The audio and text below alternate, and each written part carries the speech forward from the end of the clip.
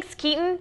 It seems as though fall has finally arrived. But is it here to stay? We go to Dan Giroux for the weather. Well, folks, it does appear that the fall weather is here to stick around. Now, here's how we got there. Last Thursday, we made it up to a high of 90 degrees. Now, that's almost 20 degrees above average for this time of year. And then we had a cold front come through, and it dropped our temperature to 79 degrees for Friday, but even that was still above average. We started to see the change over the weekend when we could only make it into the upper 50s for our highs, and as you can see, that's well below average for this time of year. So that cold front gave us the extra push we needed to jump our way into fall. But right now, we're keeping our eye on this cold front, and as that pushes its way through our area, we won't see much in the way of precipitation. Now, that's because this is a weak cold front. However, behind this cold front, there are some very cool temperatures similar to what we saw last weekend. And off into the Dakotas, there's this high pressure, and this will be the dominating factor in our forecast for the weekend. This will keep us cool and dry and very fall-like through at least Monday. Now for tonight, however, we drop down to 53 degrees as our low. We stay partly cloudy and mild throughout the night, and we'll have some light winds out of the west-northwest at about 5 to 10 miles per hour. For tomorrow, we start to clear out. We'll stay sunny and pleasant throughout most of the day, and any clouds that we see will be early on as the cold front makes its way through our area. The rest of the day will be beautiful, however, and you can see we get up to a high of 68 degrees, so it'll be an excellent day to get outside and just enjoy the weather. And you're going to want to do that because in our 5-day forecast, you can see Saturday through Monday, we only get into the upper 50s for our highs, so it'll be relatively cool and very fall-like. But the good news is there's no real rain to speak of, so everybody should be able to enjoy the weekend. For The Shield, I'm meteorologist Dan Giroux. Thanks, Dan. And more Valpo news, as Keaton said, the men's soccer team partnered with reggae singer Taj Weeks. This is the second year in a row that the team has partnered with the artist to help underprivileged children in the Caribbean. The entrance fee for the soccer game on Friday, September 24th, was waived so that all the proceeds could go directly to charity TOCO, which stands for They Often Cry Outreach. The soccer team began their partnership with TOCO last year after donating used soccer balls and cleats to the charity. Then the team raised over $4,000 for the group after last year's charity game. The Valpo Pep Band has undergone some major changes. The Shield's Thomas Patrick has more. With the start of the 2010-2011 school year brings yet another year of Valpo athletics. And while students attend the various sporting events throughout the year, so does the Valparaiso University Pep Band. The Pep Band has always been there for Valpo athletics for as long as any of us can remember.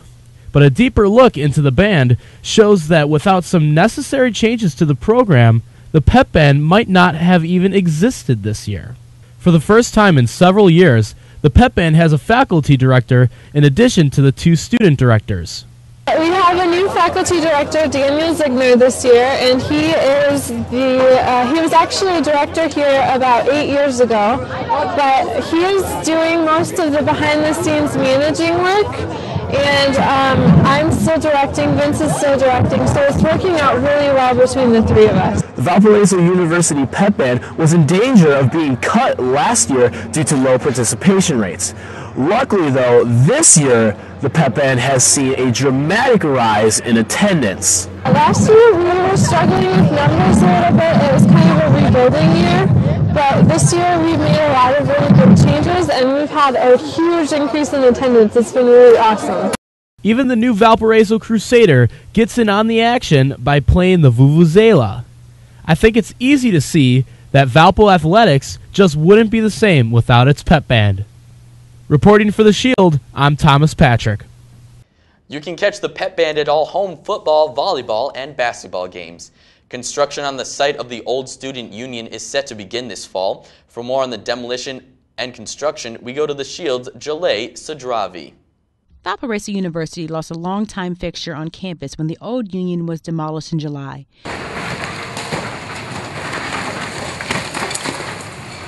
The Union was constructed in 1955 and underwent additional renovations in the 1970s, adding a bookstore and new design elements. Everybody wanted that building pretty badly. The university desperately needed something like that. University archivist and alumni Mel Doring was sent to the Board of University Unions as a delegate for Valparaiso University in the 1950s, aimed with convincing the board that Valpo students were committed to the construction of a new union. The first step was to get an increase in the student fee earmarked for the union. Dedicated in the spring of 1955 and officially opened its doors the following semester. Dr. Doug Coker, chair of the communication department, was a student at the university when the union was fully functioning. I have a lot of good memories of the old union. I bowled regularly at the bowling alley. I think it only had 2 or 4 lanes. It was very small. The university has plans to build a new academic building on the land that once held the old union. Along with new classrooms, the new building will also have office space. The new building will match the look of the Christopher Center, bringing in the same architect for the project. When I heard they were going to pull out the old bowling alley, I asked them to save one of the pins for me, and they did. So I have that little memory of the union right in my window. With VUTV, I'm Jaleh Sidravi. Thanks, Jaleh. The arrival of a new Crusader mascot during Communiversity Day left some in the university and community a little skeptical as to the many choices involved in the new Crusader design. Unfortunately for the university, the questioning didn't stop with the local community. An unofficial Milwaukee athletics blog ran an article grading the new Valpo Crusader on numerous qualities. In the end, out of a possible 50 points, the new mascot was awarded 13. The article poked fun at the Crusader for not having a name, face, or a sword. The blog gave Valpo's mascot last place in the Horizon League and reason enough for embarrassment. Many points were made during the article, including the lack of a cross, which would prove to fans that the Crusader is indeed what it is claiming to be instead of a knight.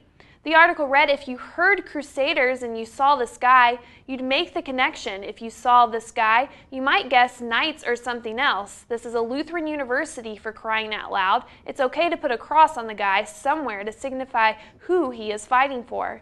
Some of the comments on the story hope for the Crusader to be a joke and the actual one to be revealed at homecoming. Well, now that homecoming has gone and the Crusader stays the same, it looks like Valpo may have to wait for one more year. That's all in this edition of The Shield. I'm Justin Thompson-Gee. And I'm Lauren Winnie Gottbreath. Have a great night, Valpo.